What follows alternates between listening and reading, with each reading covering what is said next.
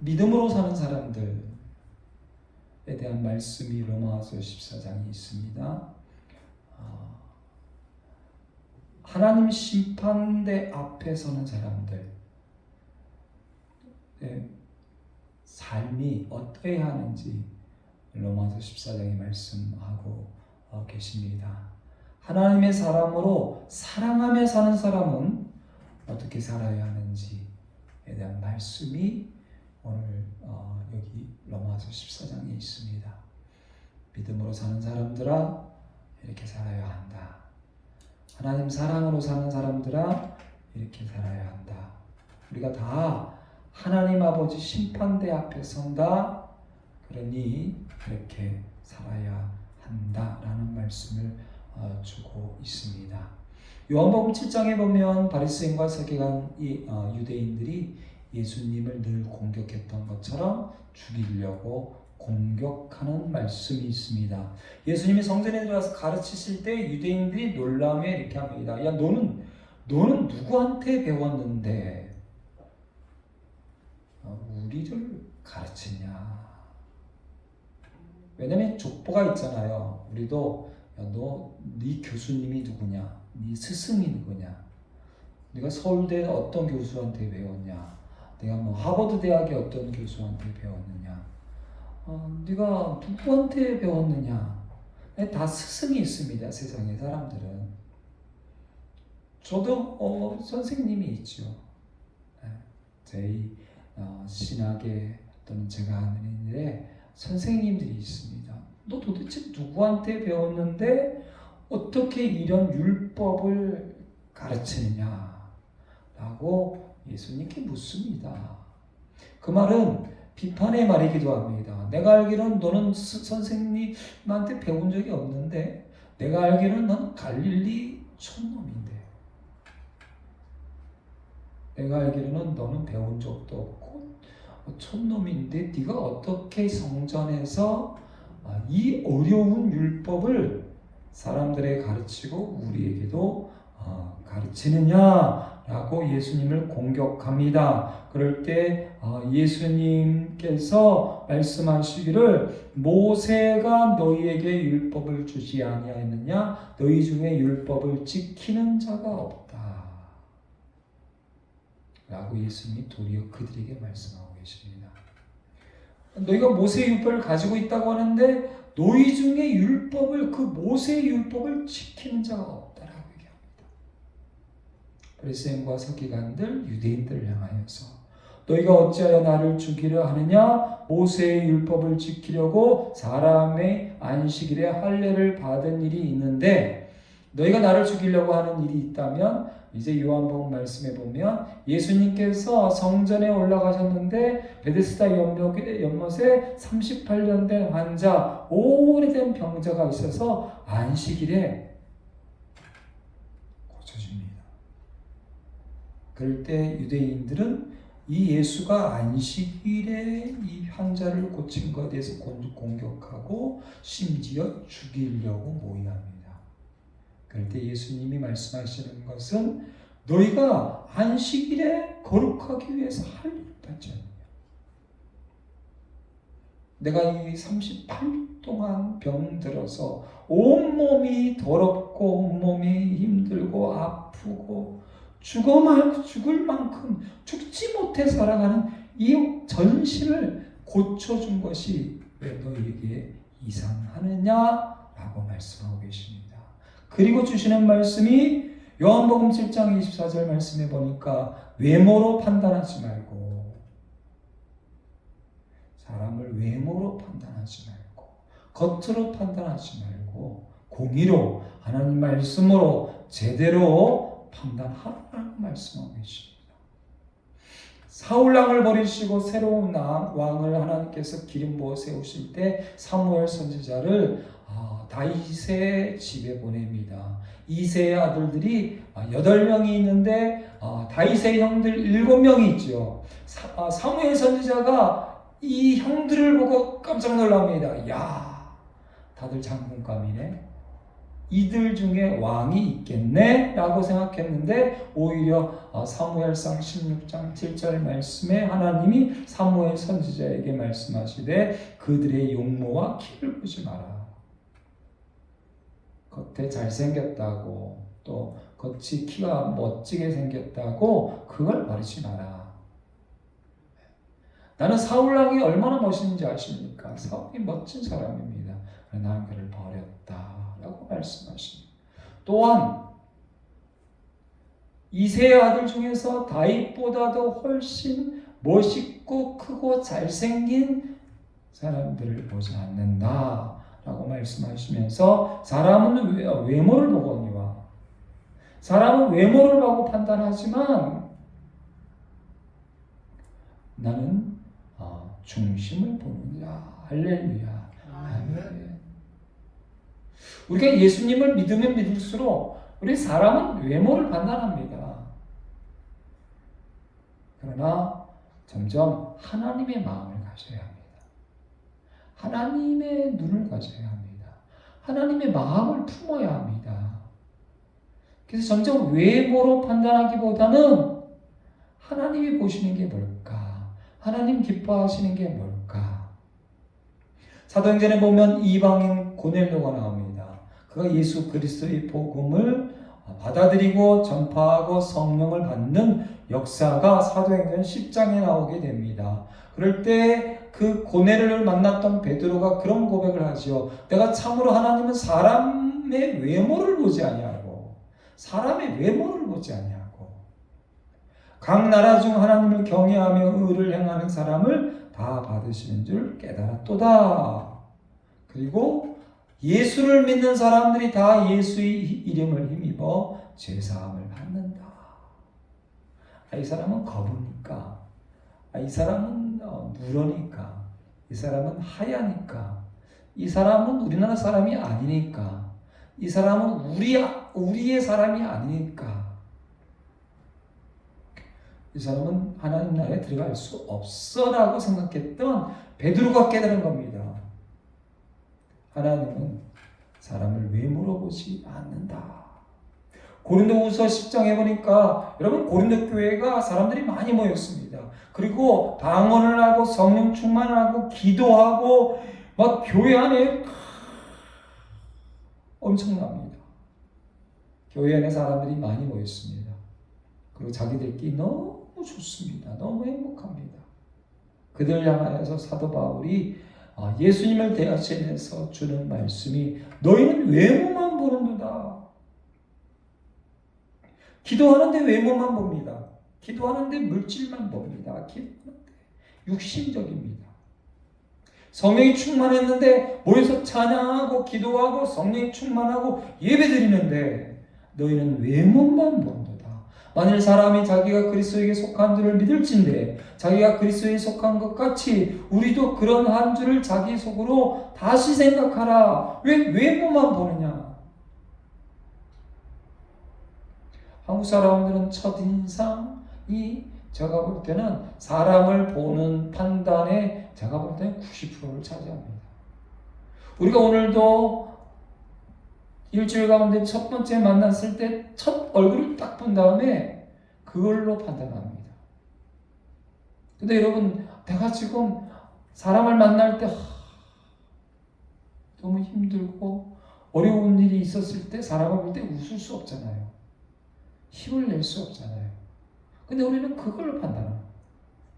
저 사람 저 얼굴이 왜 나를 보고 왜 웃지 않지? 나를 보고 왜 반가워하지 않지? 저게 나를 무시하나? 근데 여러분 반대로 생각할 수 있잖아요. 저 사람이 이번 주에 얼마나 많이 힘들었네? 그 사람의 마음을 보는 쪽으로도 볼 수 있잖아요. 저 사람 집에 힘든 일이 있었나 보네. 저 사람이 오늘 정말 너무 화나고 어려운 일이 있었네. 그래서 나를 보고도 반가워하지 못할 만큼 그렇게 힘들구나. 내가 기도해줘야지, 내가 용서해줘야지, 내가 이해해줘야지, 내가 사랑해줘야지. 가족 간에도 마찬가지인 것 같습니다. 여러분 아침에 자고 일어나는데 너무 힘들어요. 너무 고통스러워요. 또는 여러분 우리가 어디 나갔다 왔는데 너무 힘들고 고통스러워요. 그렇죠? 근데 물론 나도 힘들고 어렵잖아요. 그렇죠? 너희는 외모만 보는도다. 구약 성경 말씀해 보니까 비판과 판단과 심판은 누구에게만 있습니까? 하나님에게만 있다라고 말씀하고 계십니다. 물론 우리가 하나님의 자녀이죠. 근데 이게 넘어가면 안 됩니다. 뭡니까? 내가 교만하여서 오만하여서 자만하여서 내가 하나님보다 더 하나님 되고 싶어. 첫 번째 제가 그거잖아요. 하나님처럼 되고 싶은, 하나님처럼 되고 싶은. 가인과 아벨의 사건도 마찬가지고 바벨탑의 사건도 마찬가지입니다. 노아 시대의 사건도 다 마찬가지입니다. 하나님 잠깐 있어. 내가 당신 하나님보다도 더 높이 살고 싶어. 내가 하나님 되고 싶어. 그런 사람들이 많이 하는 게 뭘까요? 심판자가 되는 거죠. 판단을 많이 하는 거죠. 비판을 많이 하는 거죠. 방구석에서 여러분 이런 댓글을 쓰는 사람들이 있어요. 이 댓글 때문에 상처받고 여러분 고통스러워하고 우울증에 빠지고 정신병원에 또는 약을 먹고 심지어 자살하는 사람들도 있잖아요. 그런 사람들은 내가 열심히 살았는데 사람들이 나에게 말로 상처를 주고 내가 열심히 살고 있는데 힘든 일 때문에 힘들어하고 있는데 아무것도 안 하는 게 아니에요. 열심히 사는데 예수님이 열심히 고치시는데 그렇죠? 율법대로 행하지 않는 율법에 하나도 행하지 않는 그런 바리새인과 서기관들이 비판하고 판단하고 심지어 늘 모여서 어떻게 하면 죽일까? 어떻게 하면 죽일까? 그것만 생각하고 그것만 하나님만이 나를 판단하소서, 주님만이 나를 판단하소서, 여호와 우리 하나님 그의 판단이 온 땅에 있도다. 하나님만이 우리를 판단하소서. 전도서 말씀해 보니까요, 무슨 일에든지 때와 판단이 있다. 그렇죠? 왜냐하면 세상에 하나님을 믿지 않는 하나님보다 더 높은 교만한 사람들이 가득하니까. 그래서 여러분 내가 무슨 일을 하든지 간에 때와 판단이 있어요. 그러다 보니까 우리는 그게 두려워서 아무것도 못합니다. 내가 이걸 하면 누가 뭐라 하겠지. 내가 이걸 하면 누가 비판하겠지. 내가 이걸 하면 누가 한마디 하겠지. 그리고 또 누가 한마디 했을 때 그 상처를 받고 고통스러워. 전도서의 8장 6절에 보니까 무슨 일이든지 때와 판단이 있으므로 사람에게 임하는 화가 심하다. 하면 할수록 여러분 세상에 제일 귀한 사람이 누굴까요? 한 가지도 하는 사람이 제일 귀한 겁니다. 생각이 귀하다라고요? 마음이 귀하다고요? 아니요, 그걸 가지고 하는 사람이 귀하죠. 내가 가지고 있는 믿음이 중요합니다. 내가 가지고 있는 열정이 중요합니다. 내가 가지고 있는 사랑이 중요합니다. 내가 가지고 있는 마음이 중요합니다. 그러나 그 지혜를 가지고 그 사랑을 가지고 믿음을 가지고 하나라도 하는 사람이 10,000,000배, 억만 배 더 중요합니다. 그런데 왜 못할까요? 왜 안 할까요? 나 스스로도 판단하고 비판하기 시작하지요. 그리고 우리는 해봤는데 실패하고 실수합니다. 그리고 거기에 또 어떤 게 있습니까? 많은 사람들이 판단이죠. 이렇게 해야 한다, 저렇게 해야 한다. 너는 이렇게 했으니까 실패했다. 너는 저렇게 했으니까 수많은 것을 다시 절대 할 수 없게끔 만들어 버립니다. 해보는 사람이 최고입니다. 여러분 어떠한 것에 그렇잖아요. 1000권의 책을 읽은 사람보다도 그걸 한번 가본 사람이 어떠한 것에 1000권의 책을 읽고 그걸 연구한 사람보다 여러분 그렇잖아요. 상추라는 것을 내가 상추에 대한 것을 연구를 했어. 그 사람이 그리고 천권의 책을 읽고 상추에 대해서 논문을 썼어. 그럼 그 사람이 행복할까? 아니면 상추 씨앗을 하나 심어서 그것이 나서 그것을 먹어본 사람이 행복할까요? 그리고 어떤 사람이 정말일까요? 책에는 가끔 잘못된 게 있습니다, 여러분. 또 책이라는 것은 여러분 박사학위를 가지고 있는 사람들이 세계 최고의 박사학위를 가지고 있는 사람들이 똑같은 문제를 가지고 서로 반대편에서 논쟁하고 싸운 일이 굉장히 많습니다. 똑같은 일을 가지고 어떤 게 과연 귀합니까? 내게 귀한 것이 있다면 그것이 천 가지 만 가지인 것보다도 그걸 한번 해보는 사람. 근데 문제는 무슨 일이든지 때와 판단이 있으므로 사람에게 이 많은 화가 심하다. 그렇지? 내가 뭐 하나 있는데 상처를 많이 받아. 저도 작은 거 하나를 주중에 하고 있는데요. 사람들이 와서요. 다 한마디씩 해. 다 나보다 전문가야. 다 하나님이야. 그런데 그들 중에는요. 다 그렇지는 않지만 어떤 분들은 아무것도 안 하고 다니면서 굉장히 지혜를 가지고 큰 지혜를 가지고 여러분 사업에 성공하고 돈을 버는 거에 성공하고 그러면 자기가 한번 해보시. 자신은 실패자로 살고 그래서 열심히 하는 사람을 자꾸만 뭐라 해. 열심히 살아. 최선을 다해 살아가는 사람에 대해서 진짜 지렁이가 꿈틀거리며 살아가고 여러분 정말 아주 조금씩이라도 버둥거리며 살아가는 사람에게 그래 아무것도 안 하는 사람이 근데 세상이 그렇습니다. 그 전도서 8장 6절 무슨 일이든지 때와 판단이 있으므로 사람에게 임하는 화가 심하다. 근데 바로 그 앞에 이런 말씀이 있더라고요. 명령을 지키는 자는 불행을 알지 못하리라. 지키는 자는 행하는 자는 지혜자의 마음은 때와 판단을 분별하나니 그러나 무슨 일이든지 때와 판단이 있으므로 사람의 임하는 화가 심하다. 왕의 명령, 하나님의 명령을 지키는 자가 여러분 최고다. 그러나 이 판단 때문에 참 우리가 힘들고 어렵다.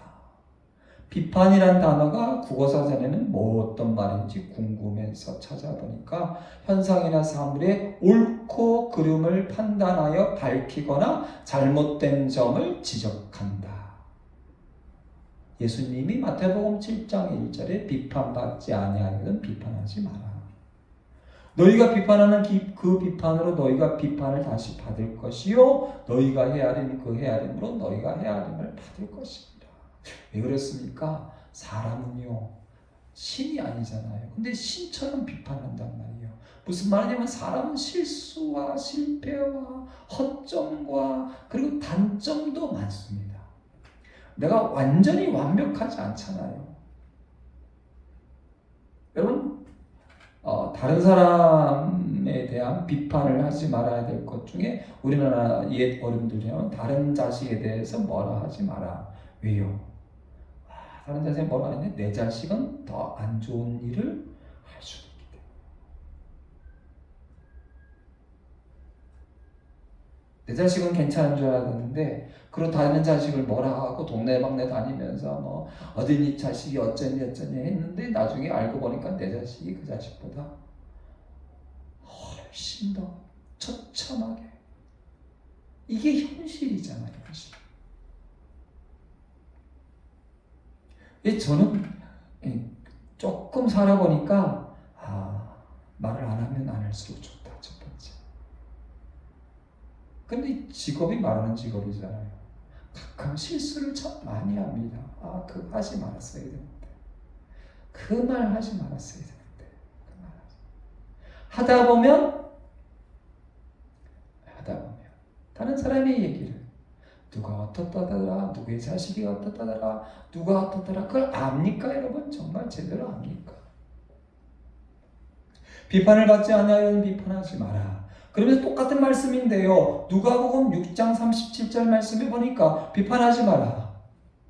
비판이라는 것은 여러분 옳고 그름을 판단하여 밝히거나 잘못된 점을 지적하는 거죠.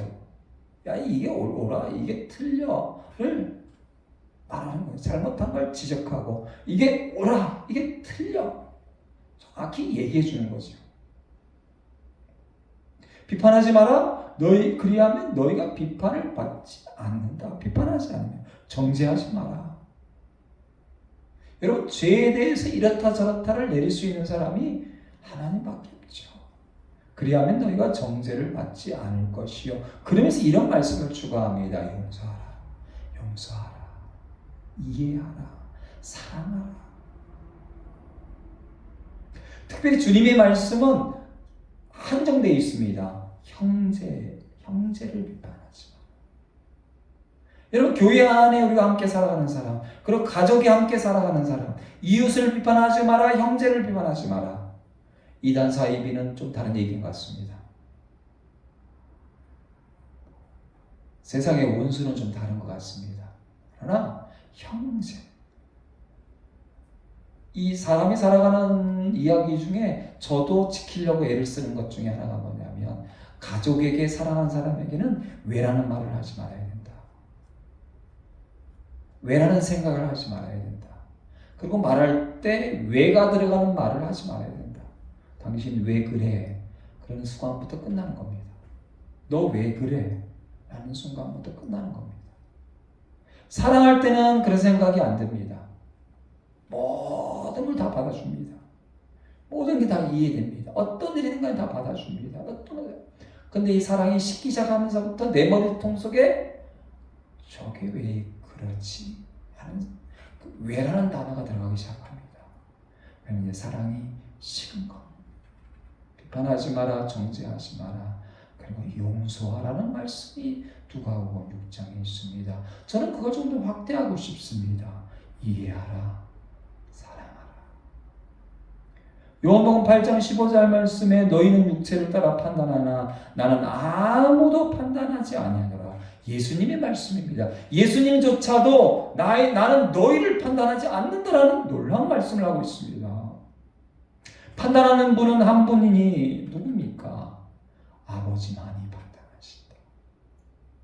그런데 우리가 종종 아버지 하나님, 로마서 2장 1절 말씀에 그러므로 남을 판단하는 사람아, 누구를 막론하고 내게 핑계하지 못할 것은 남을 판단하는 것으로 네가 너를 정죄함이니 판단하는 네가 같은 일을 행함이라. 예수님을 비판하고 판단하는 바리새인과 서기관들 향하여서 예수님이 복음서에 보면요 갑자기 비유를 듣습니다.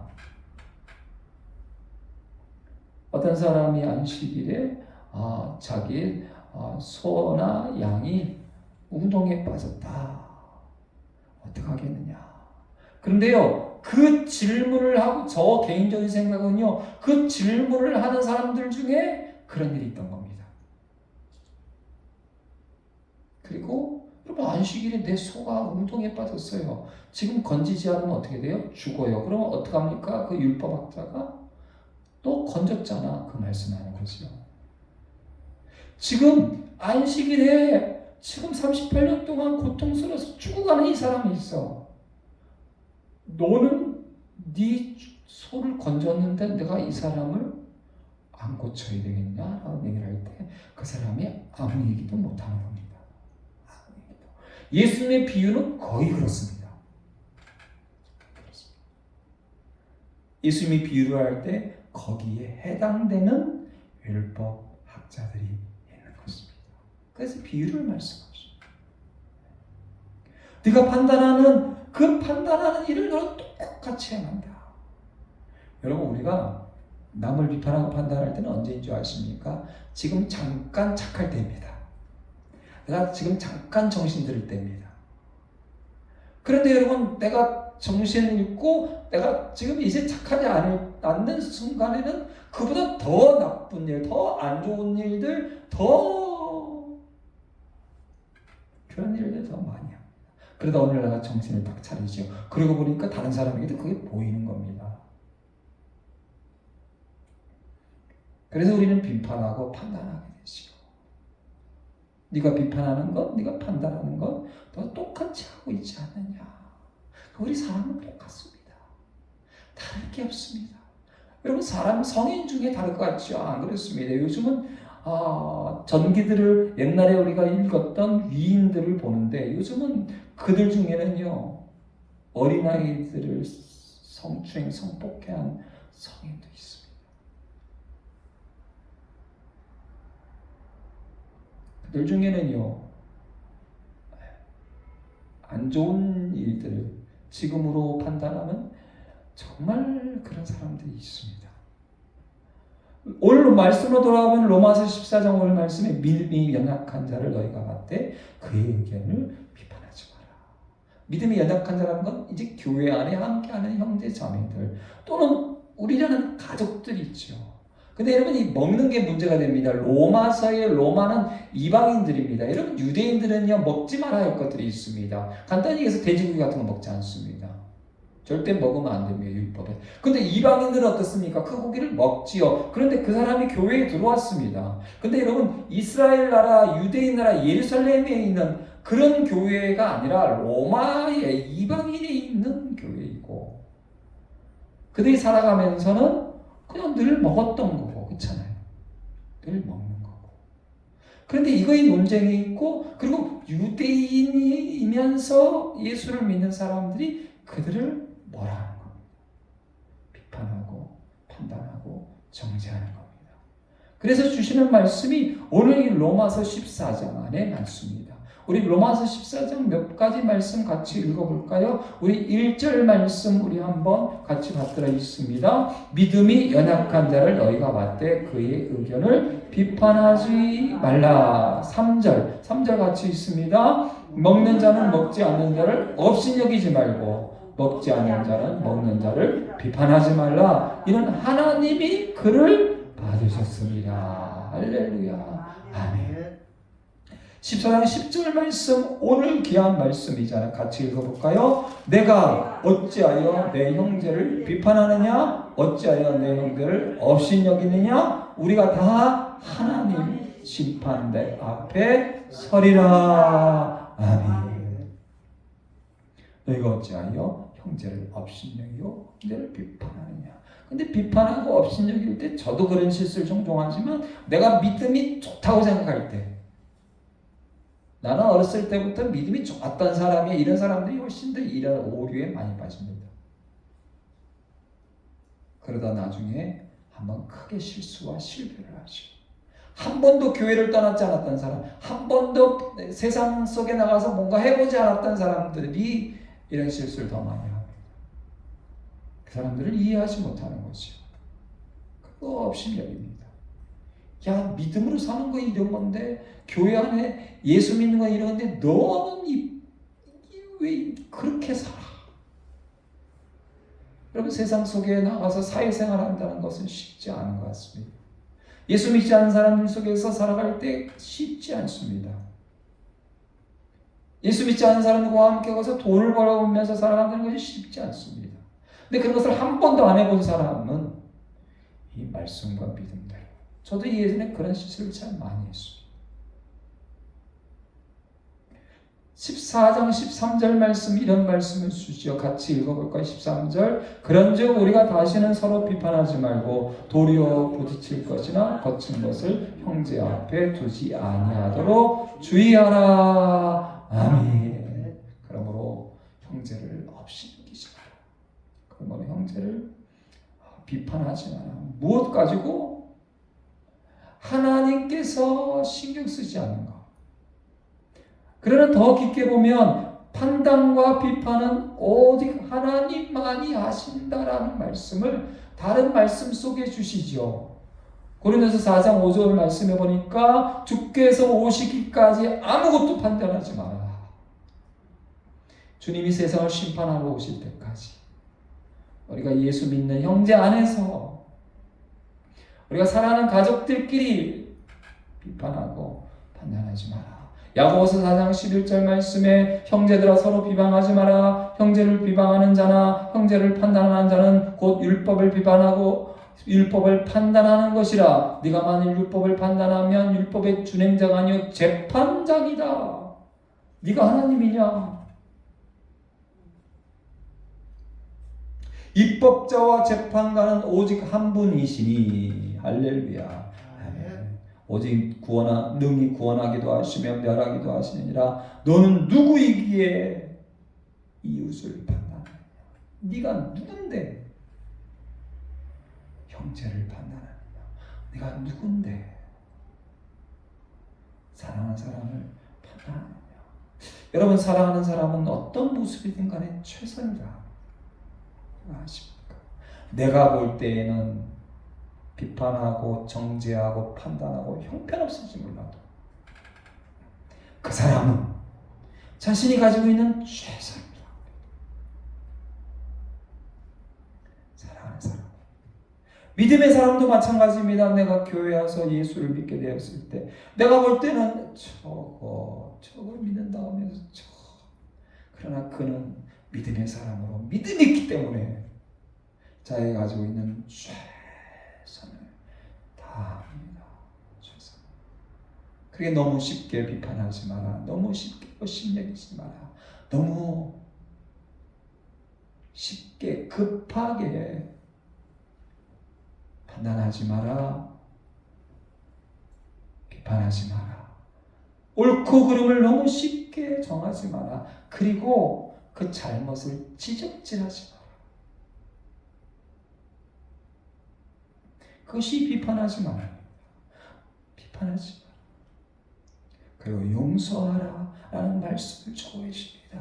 그런데 오늘 이 비판하거나 판단하지 말라는 이 말씀 가운데에 주시는 귀한 말씀이 뭔지 아십니까? 제가 제일 좋아하는 말씀이 여기 있더라고요. 8절 말씀 우리 한번 같이 받들어 읽겠습니다. 우리가 살아도 주를 위하여 살고 죽어도 주를 위하여 죽나니 그러므로 사나 죽으나 우리가 주의 것이로다. 아멘.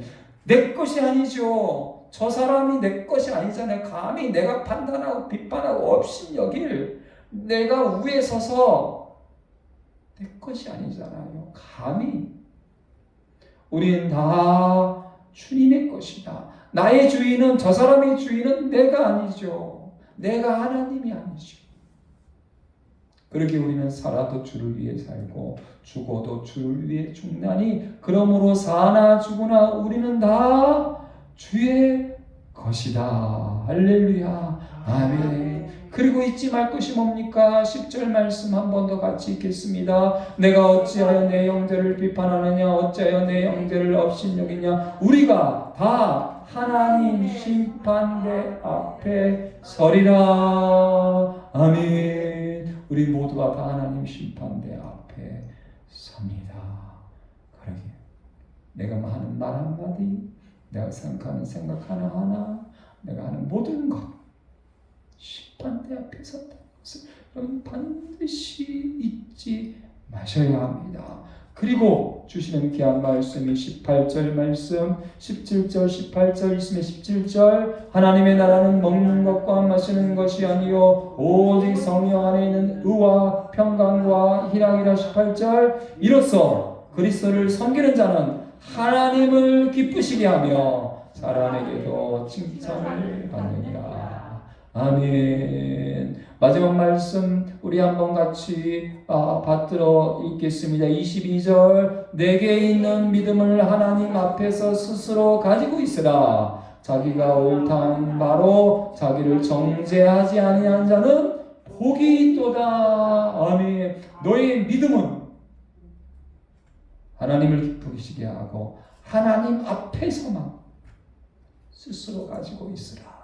그 사람 복이 있도다라고 말씀하시면서 마지막에 23절 같이 있습니다. 의심하고 먹는 자는 정죄되었으나 이는 믿음을 따라 하지 아니하였기 때문이라. 믿음을 따라하지 아니하는 것은 다 죄니라. 아멘.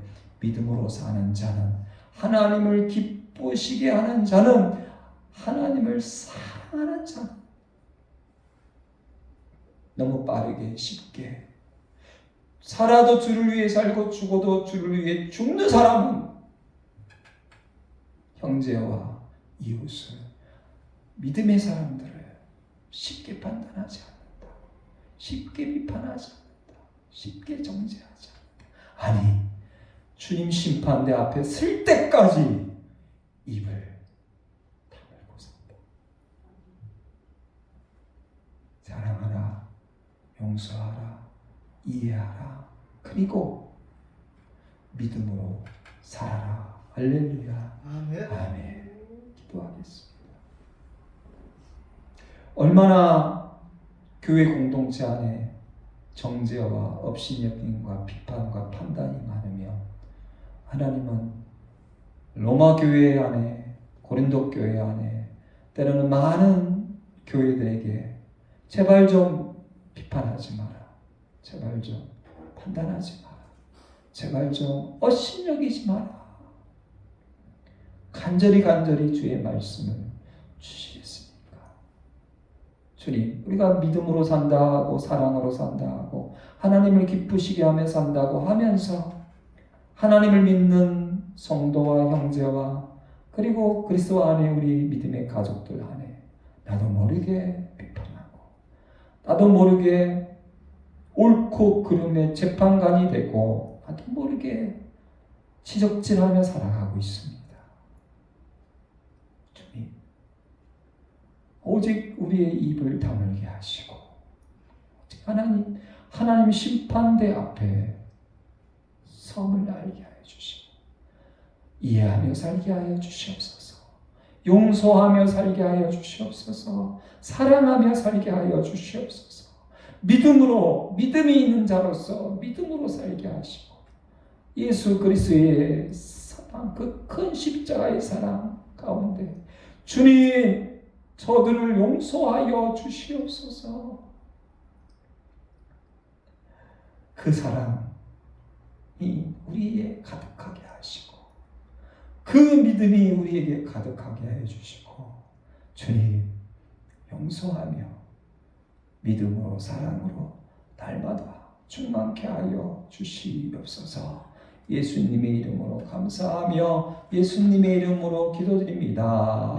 아멘. 이제는 우리 주 예수 그리스도의 은혜와 아버지 하나님의 지극한 사랑과 성령의 충만한 교통하심이, 비판하지 마라, 정죄하지 마라, 업신여기지 마라, 옳고 그름으로 잘못을 지적질하지 마라, 용서하라, 사랑하라, 이해하라, 믿음으로 주님 심판대 앞에 서니 믿음으로만 살아라.